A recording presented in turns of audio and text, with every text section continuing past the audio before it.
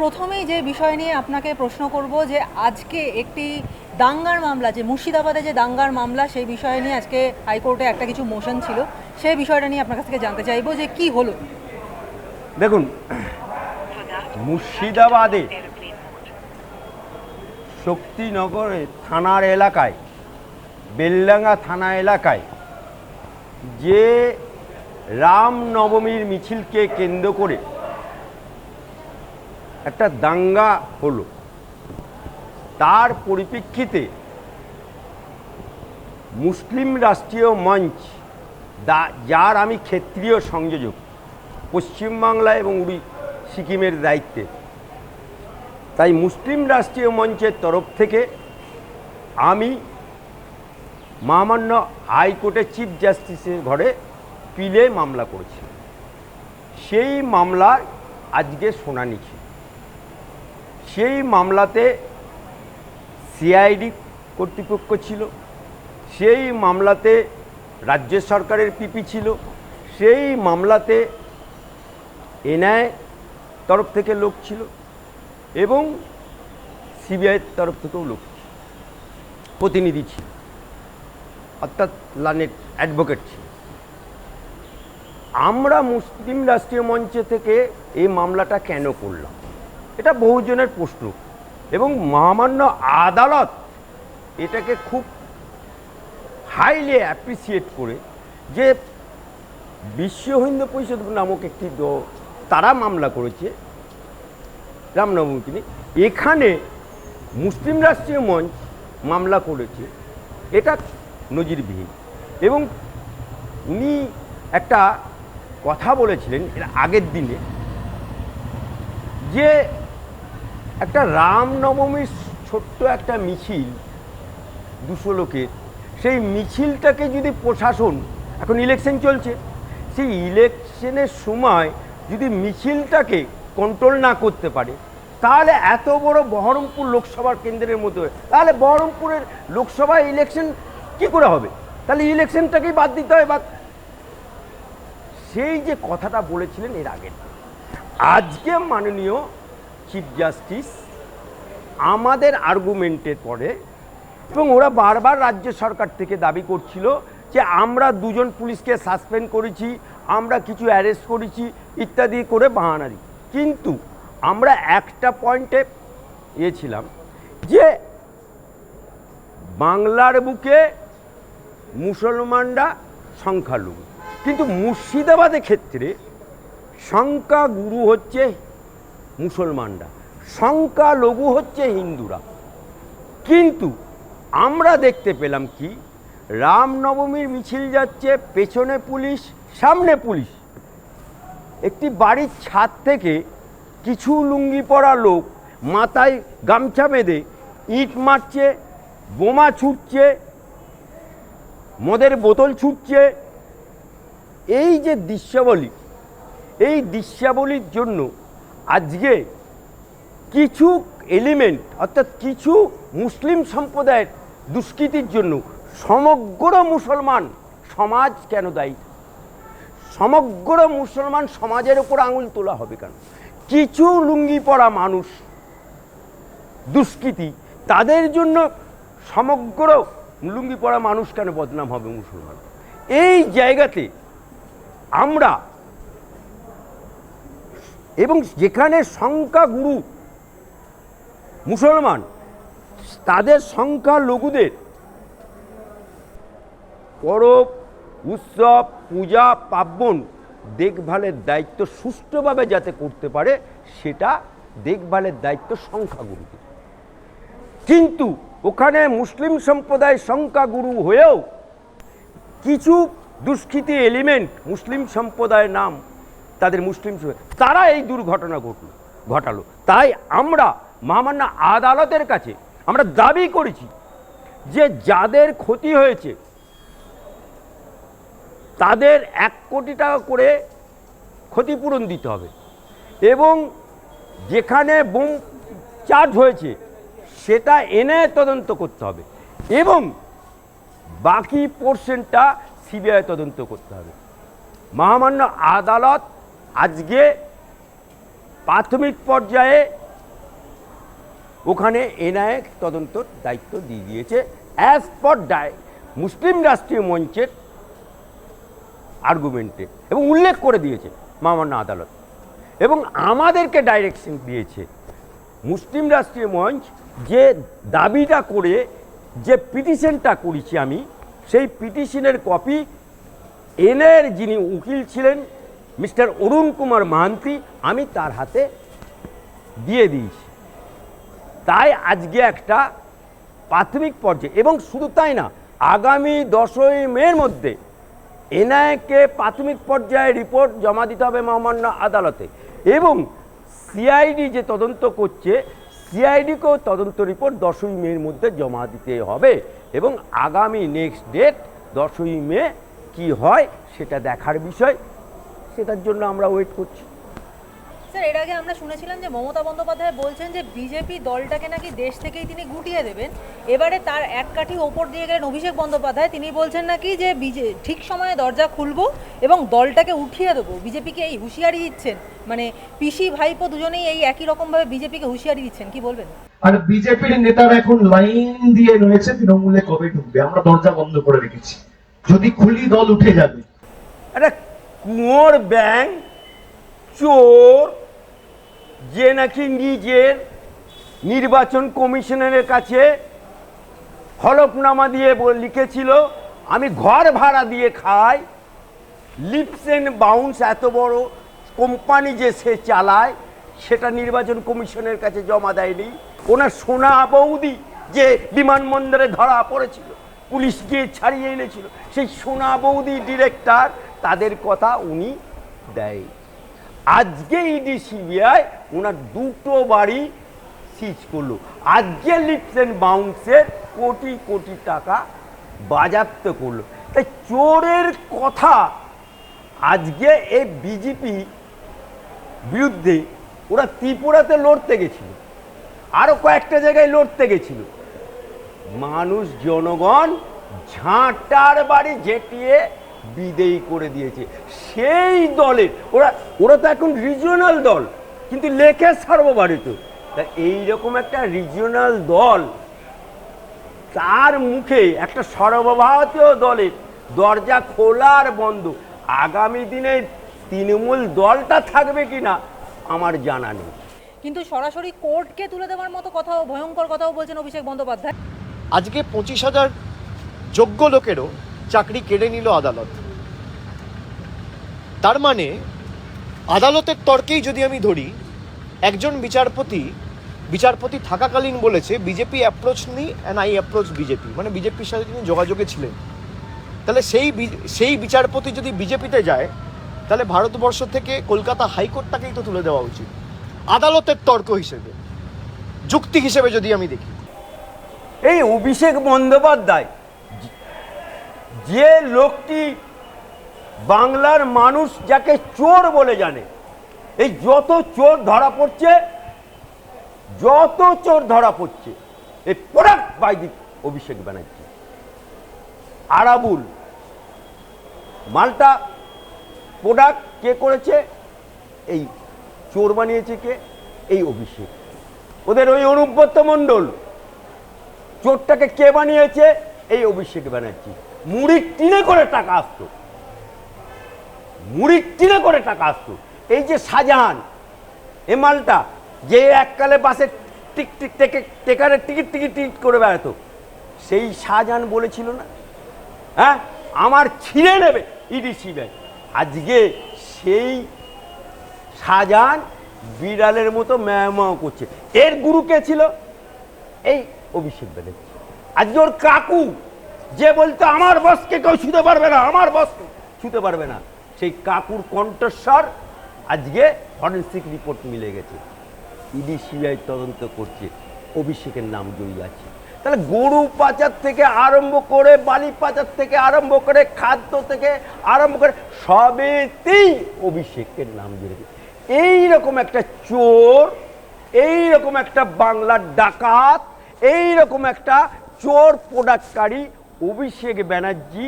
এখন একটা বাংলায় কথা আছে না, চোরের মায়ের বড় গলা।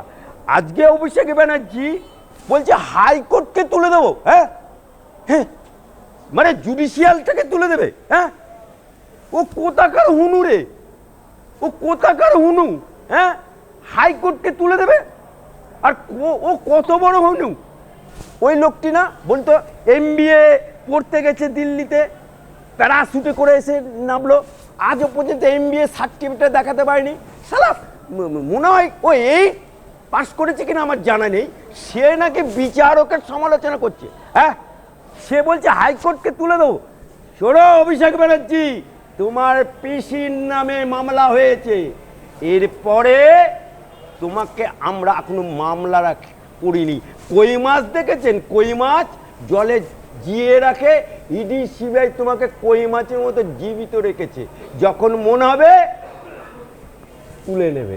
সুতরাং তোমাকেও কিন্তু ওই 69 পাশে তিহার জেলে যেতে হবে, আজ নয় কাল তোমাকে যেতে হবে। অভিষেক বন্দ্যোপাধ্যায়ের অভিযোগ যে ক্রিকেটে যেমন ম্যাচ ফিক্সিং হয় তেমনি নাকি এখন বিজেপি কোর্ট ফিক্সিং করছে, এবং এই কোর্ট ফিক্সিং এর অর্থ কি বিচারপতিদেরকে সমস্ত নাকি বিজেপির যারা হাই ভোল্টেজ নেতা আছেন তারা কিনে নিয়েছেন এবং বিজেপির ইচ্ছা মতো রায় দিচ্ছেন বিচারপতিরা, অত্যন্ত দুর্ভাগ্যজনক। কি বলবেন? আজকে প্রতিশোধ নেওয়ার জন্য এই যে হাইকোর্টের অর্ডার, তার রন্ধে রন্ধে বিজেপি স্ট্যাম্প রয়েছে। বিজেপি যেভাবে 4 জন দুর্নীতি করলে 100 দিনের টাকা আটকে দেয়, সেইভাবেই একই পথে হেঁটে 4 জন প্যানেলের বাইরে বা কিছু লোক প্যানেলের বাইরে চাকরি পেয়েছে বলে গোটা প্যানেলটা বাতিল করে দিয়েছে। এটা দুর্ভাগ্যজনক, বেদনাদায়ক। এই ভূভারতে আমরা কোথাও দেখিনি। কলকাতা হাইকোর্ট যেভাবে, কলকাতা হাইকোর্টের একাংশ বিজেপির সাথে যোগসাযোগে রয়েছে এবং তাদের কথায় বিচার ব্যবস্থা প্রভাবিত হয়ে রায় দিচ্ছে, কেন শুভেন্দু অধিকারীর বিরুদ্ধে ব্যবস্থা হবে না? উনি বলেছিলেন বিস্ফোরণ করব। সোমবার দিন দুটো জিনিস হয়েছে, এক, আমাকে একজন হামলা করতে এসেছিল, রেকি করে গেছিল, তিনি অ্যারেস্ট হয়েছে। আর দ্বিতীয়, কলকাতা হাইকোর্ট অর্ডার দিয়ে পুরো প্যানেল ক্যান্সেল করেছে। তাহলে বিস্ফোরণ দুটোর মধ্যে একটা। ওই যে আমরা আগে বলতাম যে বলে বলে গোল দেবো, ছোটবেলায় বলতাম না, ম্যাচ ফিক্সিং আপনারা দেখেছেন? যারা বেটিং করে বলে পরের বলে ছক্কা হবে, তাই হয়। কেউ বলে পরের বলে আউট হবে, তাই হয়। কেউ বলে পরের বলে একটা ইয়র্কার দেবে, তাই হয়। এগুলো হচ্ছে অর্ডার ফিক্সিং, দুর্ভাগ্যজনক। Court fixing. আগে আমরা বেটিং শুনতাম, এখন বেটিংয়ের নতুন মাত্রা অ্যাড করছে কলকাতা হাইকোর্টের একাংশ।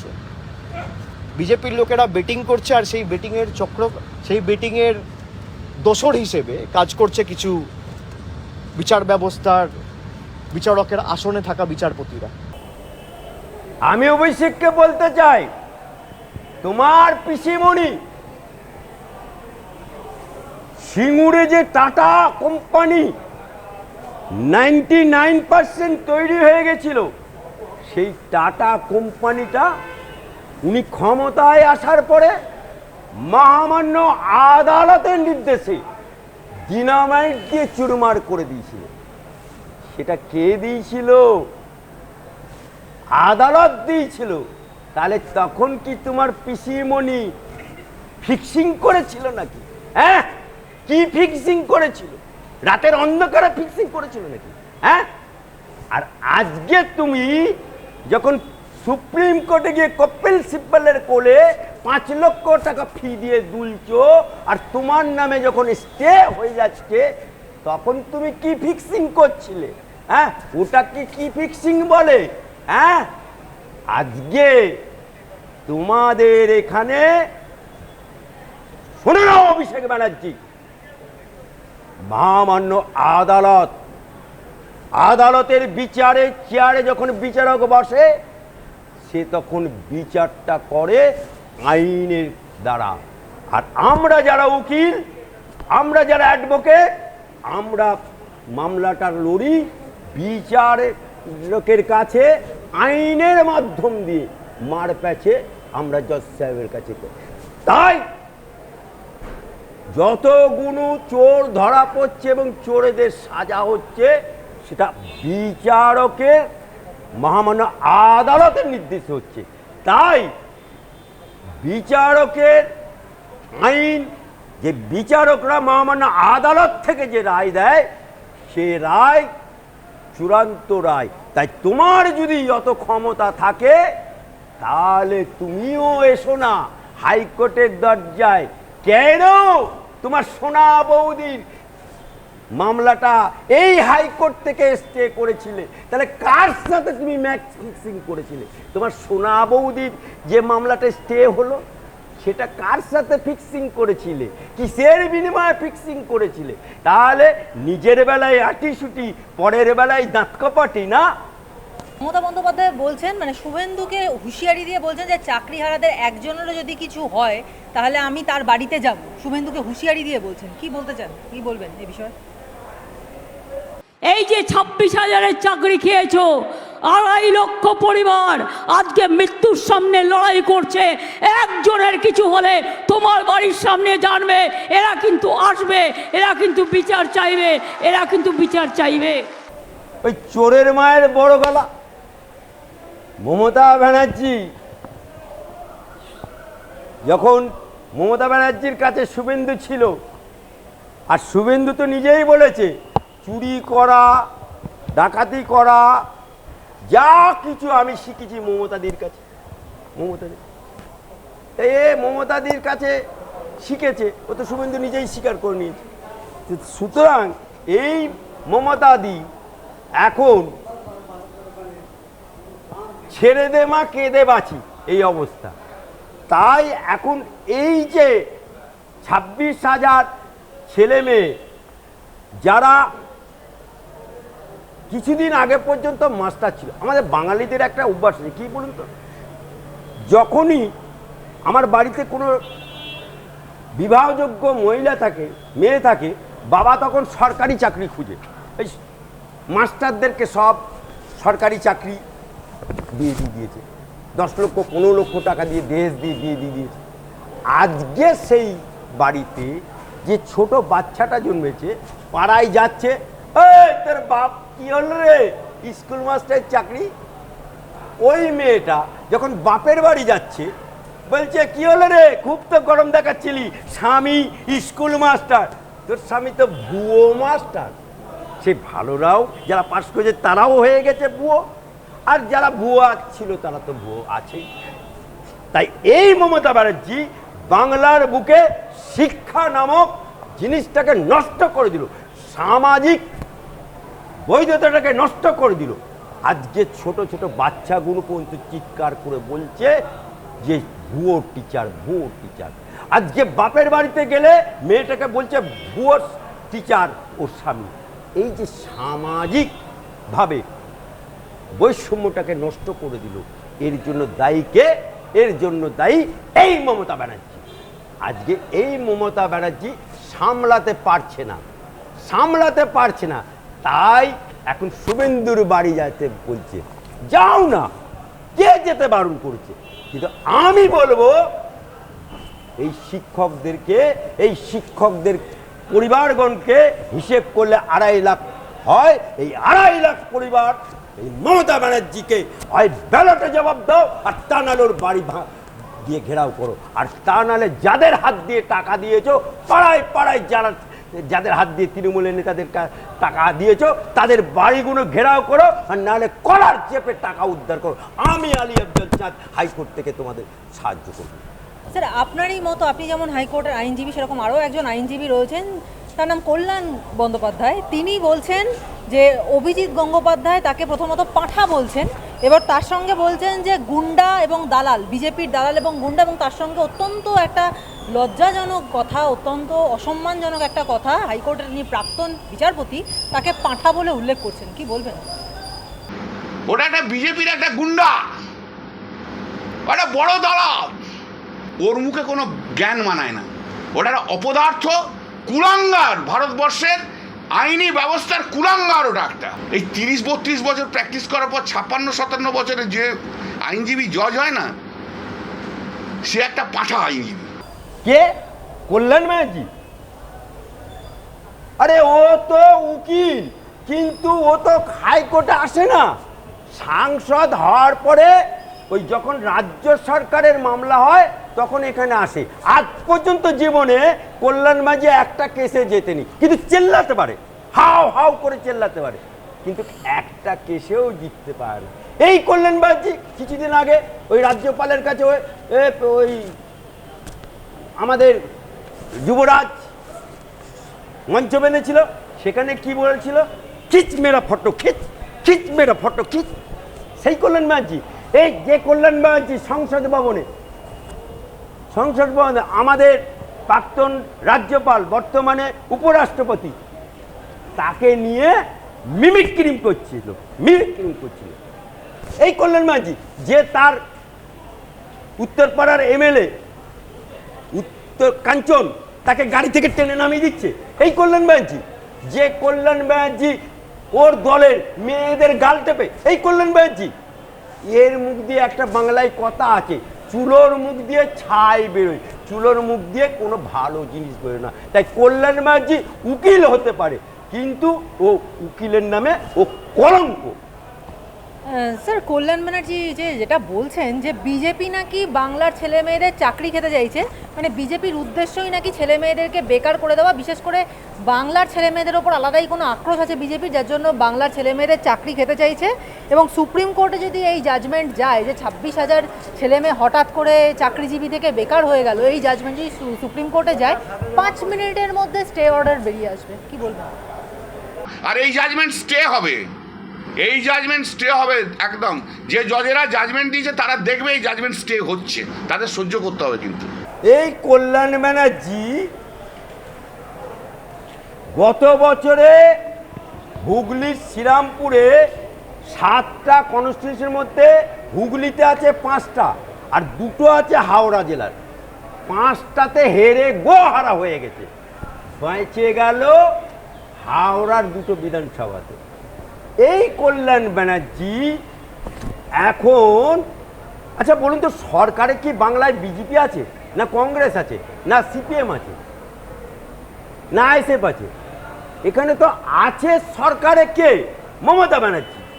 উনি মহামান্য আদালত 6বার এসএসসি চেয়ারম্যানকে ডাকলো, এসএসসি চেয়ারম্যান 6বারেরও মধ্যেও একবারও জমা দিতে পারলো না যে কারা পাস করেছে আর কারা ফেল করেছে, এই লিস্টটা দিতে পারলো না, বললো নেই।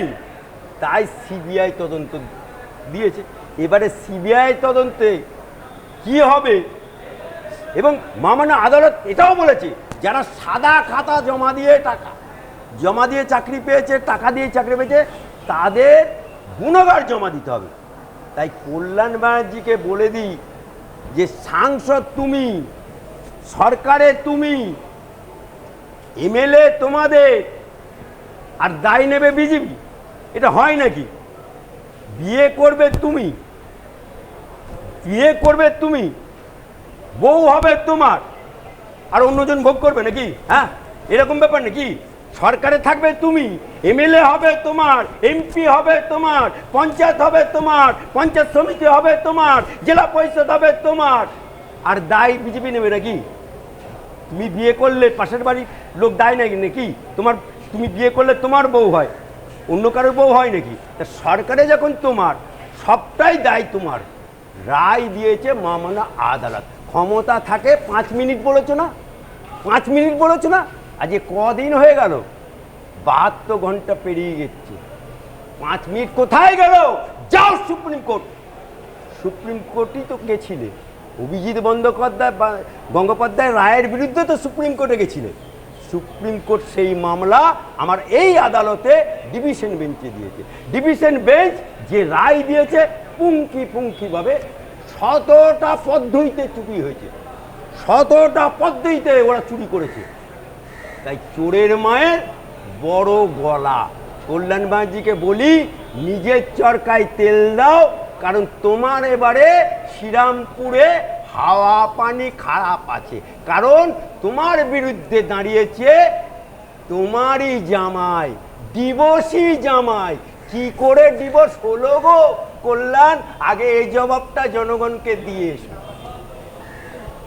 স্যার, কল্যাণ বন্দ্যোপাধ্যায়ের মানে কল্যাণ বন্দ্যোপাধ্যায় না, গোটা তৃণমূলই বারবার মানে বিজেপির নাকি কেনা হয়ে গেছে হাইকোর্ট, মানে বিচারালয়কেই কাঠগড়ায় প্রায় দাঁড় করিয়ে দেয় এমন পরিস্থিতি তৈরি করেছে। সেখানে দাঁড়িয়ে কল্যাণ বন্দ্যোপাধ্যায় আরও এক কাঠি এগিয়ে গিয়ে বলছেন যে এখানকার হাইকোর্টে যত বিচারপতি আছেন সকলেই নাকি তারা অশিক্ষিত, অশিক্ষিত লোকজন এখন বিচারপতি হচ্ছে, ভালো বিচারপতির দরকার। কোনো না কোনোভাবে কি কল্যাণ বন্দ্যোপাধ্যায় অত্যন্ত হতাশ যে তিনি বিচারপতি হতে পারলেন না, সেজন্যই কি এই কথাগুলো বেরিয়ে আসছে? আমিও তো দীর্ঘদিন ধরে হাইকোর্টে প্র্যাকটিস করছি। কলকাতা হাইকোর্ট এখন দরকার সত্যিকারের ভালো আইনজীবী জজ হওয়া। এরও কোনো জজের জুনিয়র জজ হয়ে গেলে বা কারোর সঙ্গে কারো জজের কোনো উকিলের বন্ধু জজ হিসেবে বড় জায়গায় থাকলে হাইকোর্টে এটা কিন্তু বারবার হবে। কুজো দেখেছেন? কুজো কুজো রাত্রিবেলায় শুয়ে শুয়ে স্বপ্ন দেখে, আমি ছুটছি, আমি হাঁটছি, আমি ফুটবল খেলছি। আমাদের মমতাদি কিছুদিন আগে বলেছিল না, বাংলার মেয়েকে প্রধানমন্ত্রী দেখতে চায়।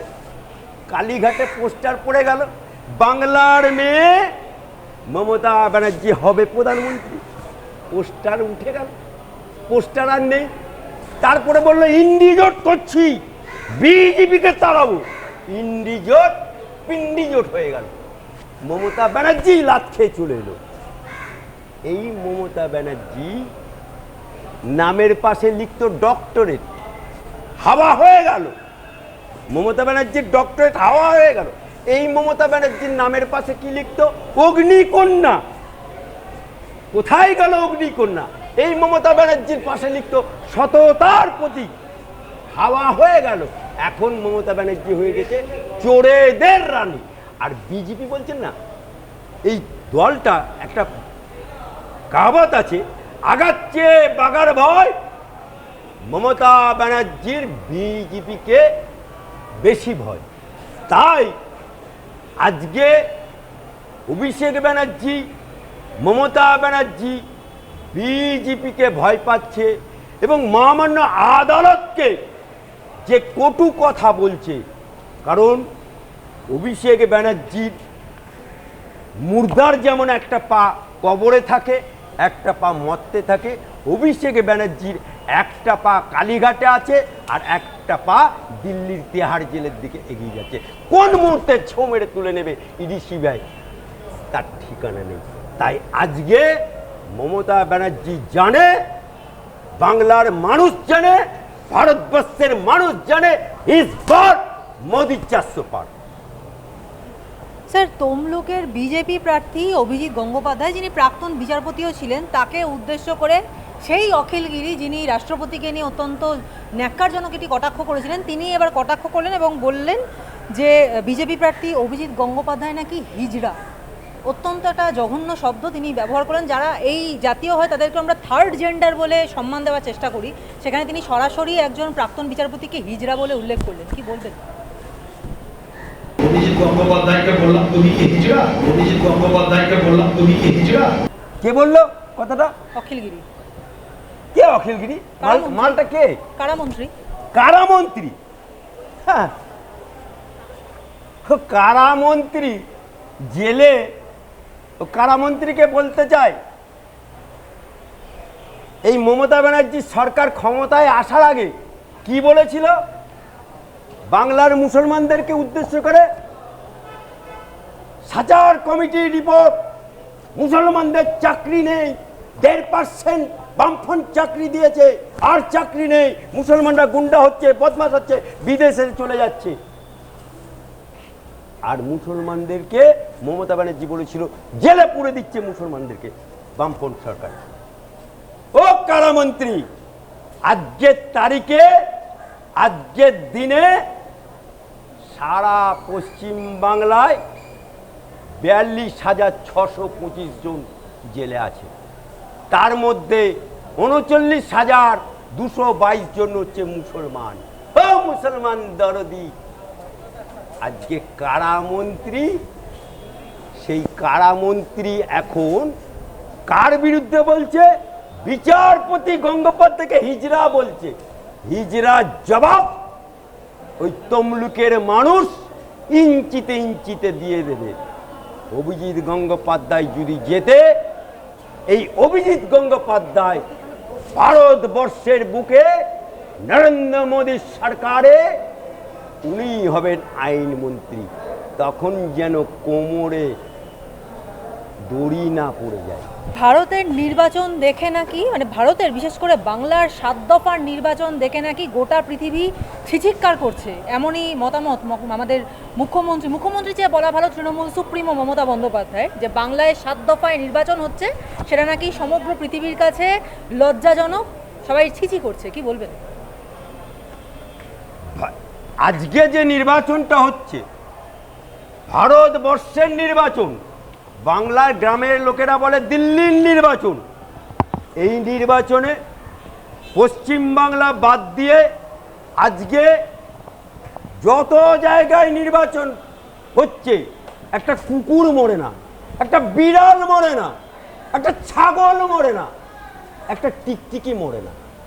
আর বাংলার বুকে নির্বাচন ঘোষণার হওয়ার পরে, নির্বাচনের আগে মরে, নির্বাচনের দিনে মরে, নির্বাচনের পরে মরে। কারণ মমতার সরকার এবং এর আগে সিপিএমের সরকারও আমলেও দেখেছি, মরছে মুসলমান, মারছে মুসলমান, জেল খাচ্ছে মুসলমান, ডিম খাচ্ছে দারোগা বাবু। তা এই যে বাংলার বুকে প্রতিটি নির্বাচনে একটা মানুষের মায়ের কোল খালি হয়, সেই যাতে আর কোল খালি না হয় তার জন্য কেন্দ্রীয় নির্বাচন আজকে 7 দফার নির্বাচন করেছে। 7 দফা নির্বাচনে ওদের 5টা গোলাম এবং দলদাসে পরিণত করেছে ওদের পুলিশগুলো। আজকে বুথের ধারে পাশে যেতে পারছে না, আজকে ওদের হারমাদ বাহিনী বুথের ধারে পাশে যেতে পারছে না, ছাপ্পা ভোট করতে পারছে না, তাই উনার জ্বলন হয়েছে।